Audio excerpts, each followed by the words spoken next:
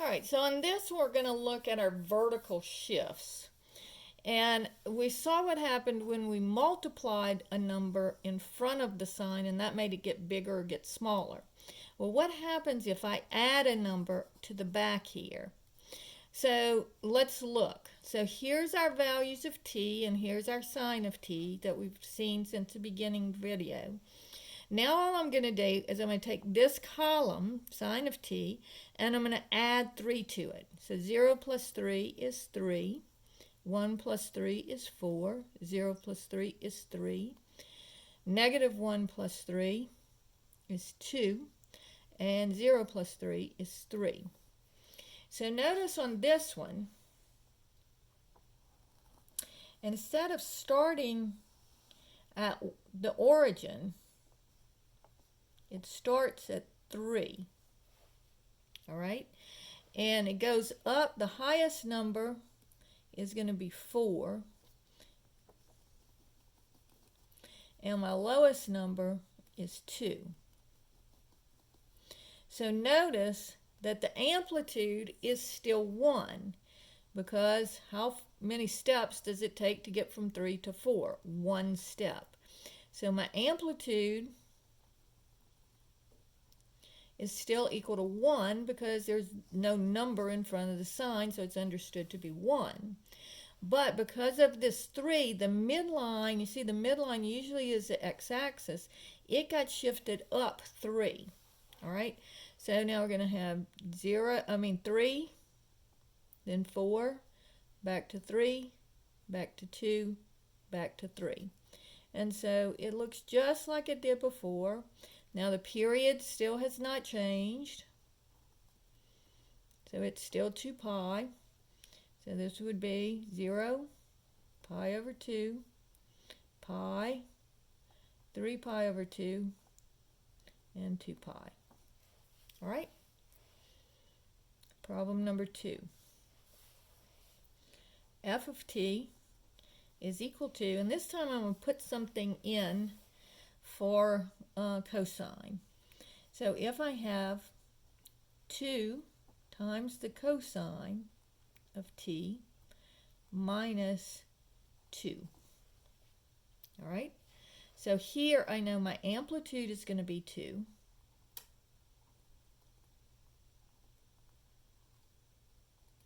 And this is called a vertical shift. And it works just like when we were shifting the parabolas and things. So this is going to be shifted down 2. And so my new midline, instead of being at the origin, my new midline will be at, and this is the first thing you do. You always find your midline first. And then you do the top, looking at your amplitude, and then you do the bottom. So my midline is going to be at negative 2 because it got shifted down 2. And then what's my amplitude? It's 2. So from here, I'm going to go up 2, 1, 2. So that would be 0. So 0 this time is going to be my top line. And then if I go down 2, this would be negative 3, negative 4. And so that would be my bottom line. Now this is the cosine function, and so it starts at the top. And it's not negative, so it will start at the top, not at the bottom. So it starts at the top, then it comes down, hits my midline, goes down, hits the bottom line, hits my midline, and then comes back and hits the top again. So it looks like a regular cosine function. So this is going to be still the same, pi over 2, pi, 3 pi over 2 is where it hits the midline, and 2 pi is where it hits the top again. All right? So always do your midline first, then you do your top, and then you do your bottom. Okay, so now let's look at another sine function. But this time I'm going to go ahead and give it an amplitude other than 1, and I'm also going to make it flip. So f of t is equal to negative, let's make it 4 times the sine of t plus 3. All right? So, amplitude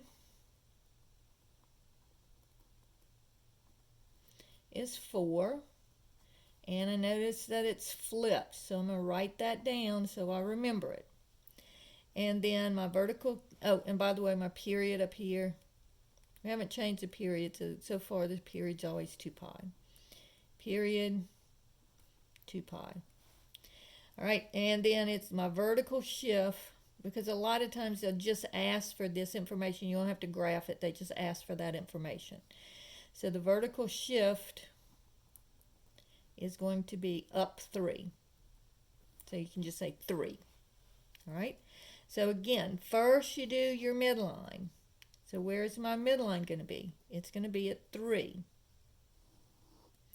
So 1, 2, 3. So here's my midline.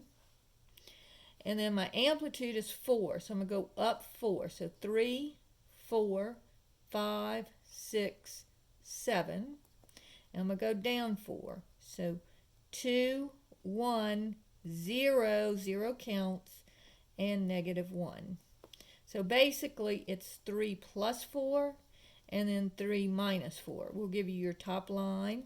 3 plus 4 gives you your top line, and 3 minus 4 gives you your bottom line.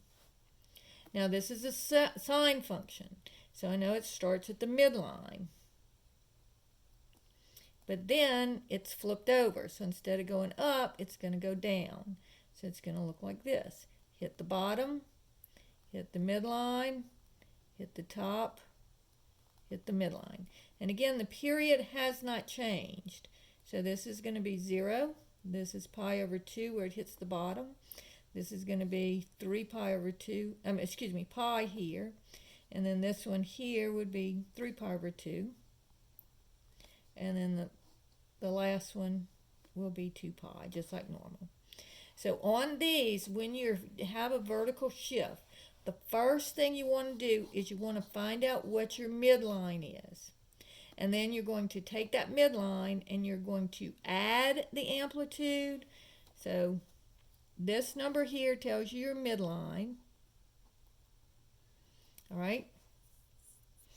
And then you're going to take the midline plus the amplitude to find your top, and you're going to take the midline minus the amplitude to find your bottom. All right, and draw your 3 lines, and then you're good to go. All right. And notice you don't have to do the arithmetic here. You can just go, I'm going up 2 steps, down 2 steps. I'm going up 4 steps, down 4 steps. And you can just count it off. Remember that the x-axis does count as a step. So it's 1, 2, 3, 4.